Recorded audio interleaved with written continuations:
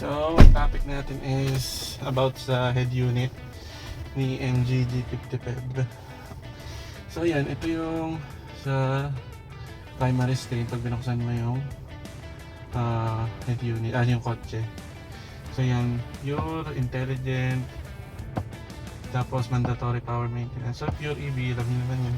Pure EV lagi yan. Ang intelligent hybrid niya, hindi ibig sabihin HEV siya lagi.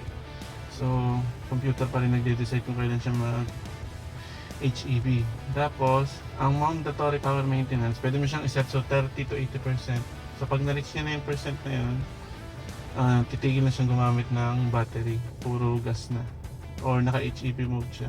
Tapos, itong Android Auto, Apple CarPlay. Na-try ko na both. So, parehas wireless. Tapos, ang Android Auto pwedeng wired, Apple CarPlay ano lang siya, wireless lang talaga. Tapos ito, 250, 267. Ano yan, yung TPMS, tire pressure monitoring system niya.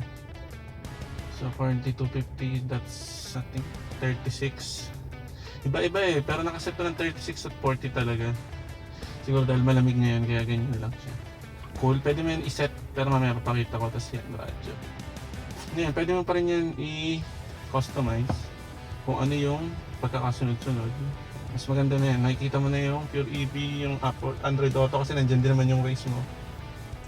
Tapos ito, TPMS. Itong dalawa, madali lang kasi at ang radyo naman, nandito lang din siya. Mabilis lang pindutin. Tapos ito home, tapos may 360, 3D, paligid, 2D, yan. So, tapos pulse, okay lang yung pulse. Tapos ito recent tabs lang naman yun, pwede i-close lang. Tapos ito yung menu. So ito na yung lahat ng available. So ito yung settings, ito rin yan. Ito yung my car, nandito yung trips. So yan, tire pressure nandito rin. So yung energy use, yan all. Tapos sa trips, ayan. So for 1,140 or 41 kilometer na natakbo, 2.3 liter over 100 kilometer yung nagastos na gas. So 2.3, so 100 divide 2.3, so that's 43.47 kilometer per liter. Kasi palagi naman kasi itong charge. Tapos hindi naman ganun nagagamit yung gas. So 1 month na siya ngayon. So yan ang natakbo niya, 1,140. Pero ang nabawas lang na gas sa kanya is 3 bar. So 8 bar yan, 3 bar pa lang nababawas. Tapos balik tayo. Saka home, ayos. Sunod, scene center. So yan, dito yung inaayos, pwede may customize. Ako laging 23 degrees tapos 1. Kasi sa 23 degrees or pag nag 24 and up ka, 24-25, tapos naka-auto yung aircon mo, kung saan nag-on yung HEV mode minsan dito sa 23 degrees, ito na yung sureable na hindi mag-on yung HEV mode mo pag mataas pa yung baterya mo. So diyan ko sinet. Yung 1 kasi lamig naman niya kasi talaga. Ito, lamig na Ayan, naka-warm, tapos cool.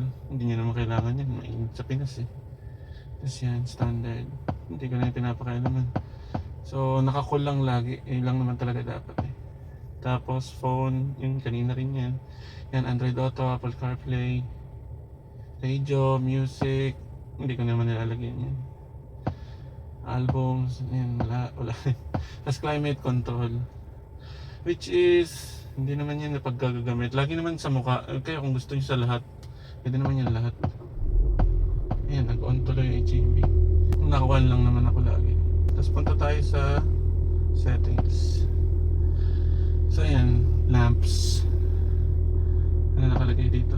So these lights will turn off after a delay illuminating your way home. So pag in-unlock mo siya, mag-iilaw siya ng 30 seconds. Pwede nyo naman i-offer. Ako kasi 30 seconds para madilim kasi dito sa garahe. So may 30 seconds. Pag binuhay, pag in-unlock, magbubukas yan.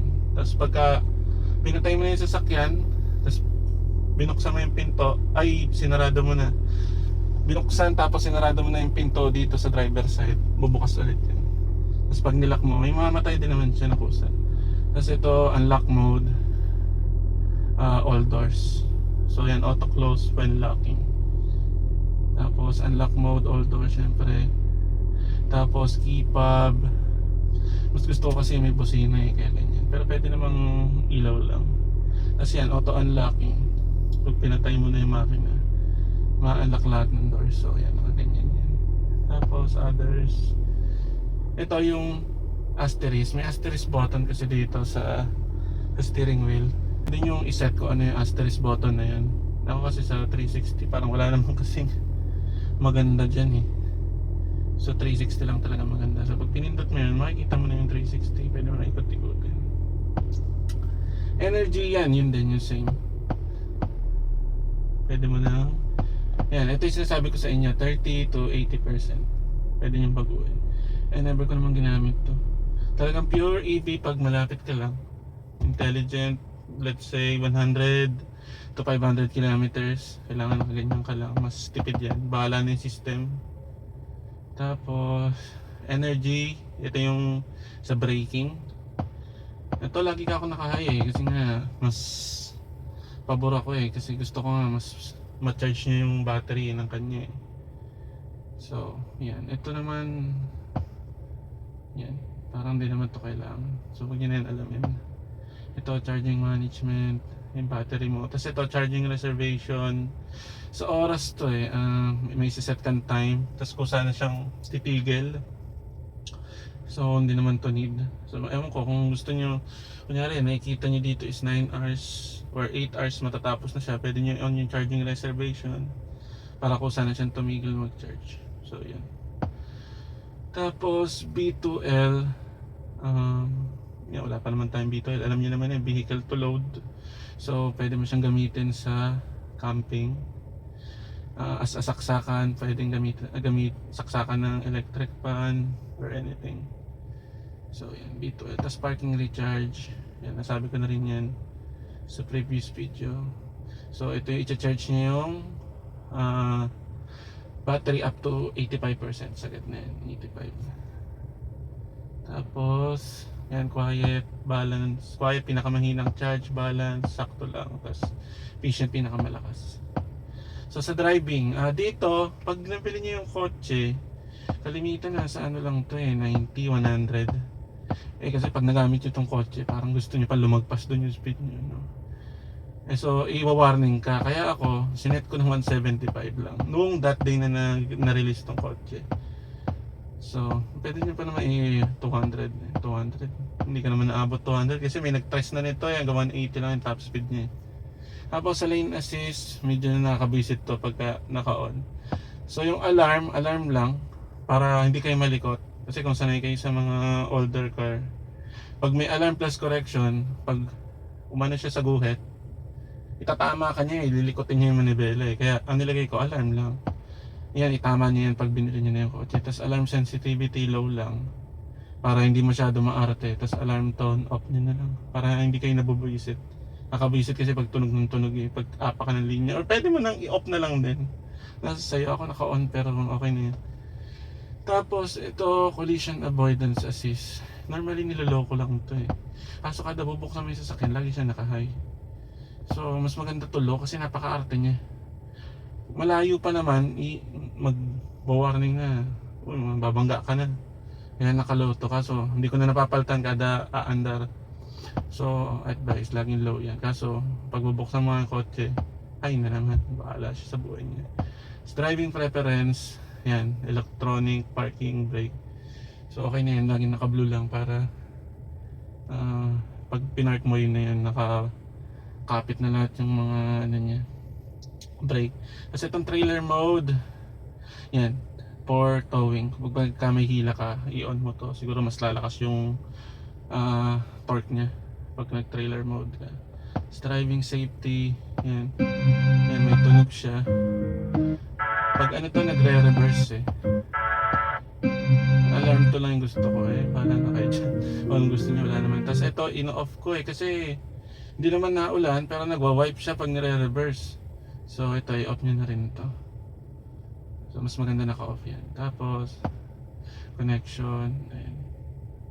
Smartphone. Basic na yan sa inyo. Tapos sound, ayan, media, call, ring, voice. Ayan, kaya nyo na yan. Keyboard click siya kaya may natunog. Ayan, tunog-tunog siya. Loudness compensation. So, increase the volume of high and low frequency at low bounds to reduce the difference between yan, loudness, bahala na siya dyan. Tapos, speed compensation, yan high. Para depende dun sa waves. Mas malakas siya pag nagsasalita siya tapos may music ka. Prompt, yan, alam niyo na yan. Tapos sound effects. Yung kinostom ko, sinearch ko lang yan eh. Para mas malakas yung bass dito sa loob. So, yan. Sinearch ko lang kung ano yung magandang pinakamalakas na bass.